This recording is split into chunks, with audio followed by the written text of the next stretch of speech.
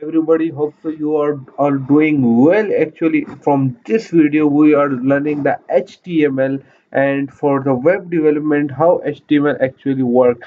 So we would create a web development folder, or would start with HTML foundations, and we'd start with this folder. And in this folder we have already some of the HTML practices, but I will show you that how to start actually. So I would create one another folder which is like HTML for web development. Okay, and we'll create this folder, and within that I would create my first file which is index.html, and from here we will learn all the HTML related tags, elements, and what etc is required for actually web development. So some settings are necessary for that.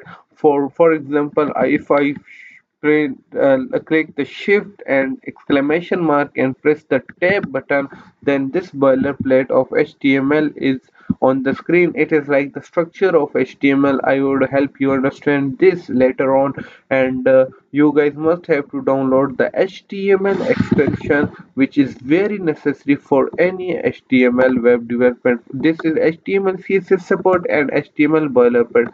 These must, and along with these you must have to download the live server, which is also very important for this. For example, if I want to run this, so that I would open it with the live server, and it would like show me all the changes which I make to my website. Okay, this is an empty website, but hope so after learning these all from lectures of the HTML you would learn how to do code in HTML. Okay, so starting from tomorrow, and we'll start with HTML. Okay, thank you so much. Set up your VS Code for the HTML and download these expression, and we will start from tomorrow.